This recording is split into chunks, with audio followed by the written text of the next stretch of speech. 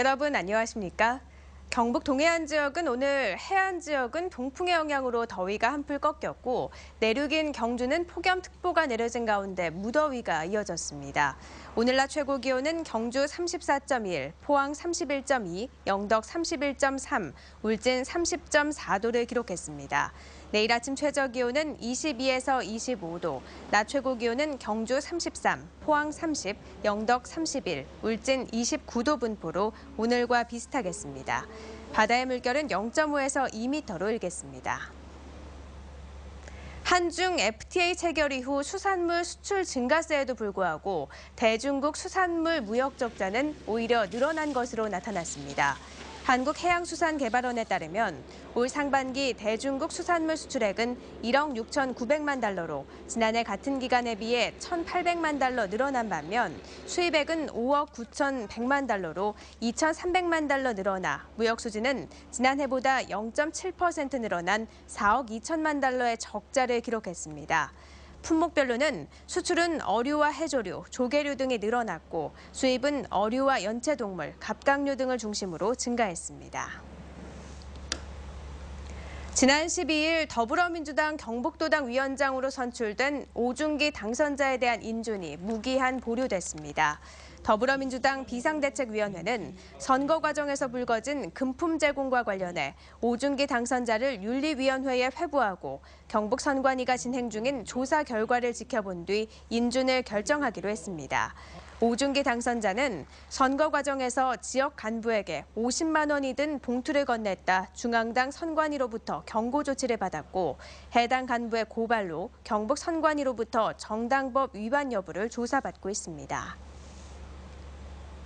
하수관로 설치율이 낮아 악취 발생과 청정섬의 환경이 오염되던 울릉도에 공공하수처리 시설이 대폭 보강됩니다.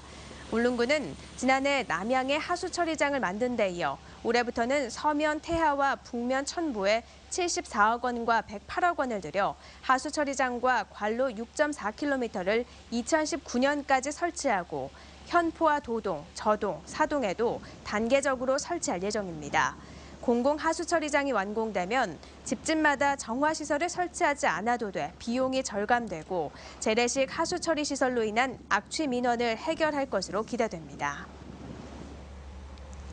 한국농업경영인 중앙연합회는 최근 열린 전국대회에서 농업 관련 10대 긴급 요구사항을 발표하고 정부와 정치권이 적극적으로 수용해 줄 것을 촉구했습니다. 10대 요구사항은 내년도 정부 농림예산의 3% 이상 증액과 후계 농업경영인 지원정책 강화, 김영란법 적용 대상에서 국산 농축수산물과 가공식품 제외, 쌀 수급과 가격 안전대책 시행, 직불금 지원 규모 확대, 무분별한 농업시장 개방 정책 폐기 등입니다. 쌀의 날을 맞아 포항시와 우리음식연구회는 오늘 포항시청 식당에서 우리 쌀빵 나눠주기 행사를 가졌습니다. 오늘 행사는 지속적인 쌀 과잉 생산과 소비 감소에 따라 쌀 소비 확산을 위해 마련됐습니다. 지난해 전국의 쌀 재고량은 190만 톤으로 지난 2012년에 비해 250% 증가했고 1인당 쌀 소비량은 62.9kg으로 점차 감소하고 있습니다.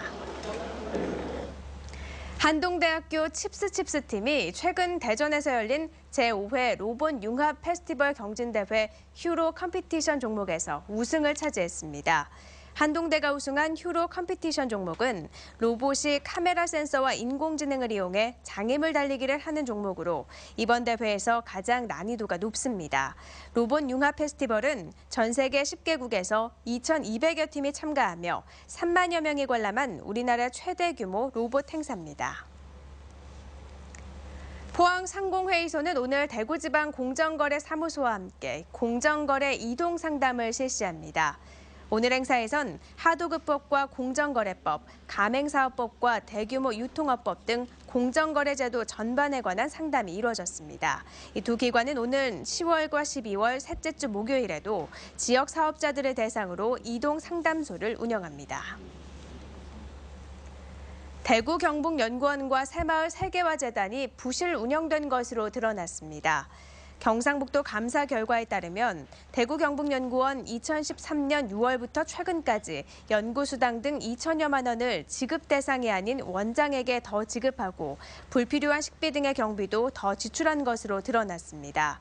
새마을세계화재단은 대표이사의 관사를 2억 7천여만 원에 사들인 뒤 법인 기본재산으로 편입하지 않았고 운영비 지출 규정에 없는 난방비 등으로 220여만 원을 지급하고 수당 규정에 없는 출국준비금 200만 원도 더 지출한 것으로 드러났습니다. 경상북도는 두 기관의 관계자들을 징계하도록 요청했습니다. 한국은행 포항본부가 분석한 6월 달 경북 동해안 지역 금융기관 수신은 감소로 전환됐고 여신은 증가폭이 소폭 둔화됐습니다.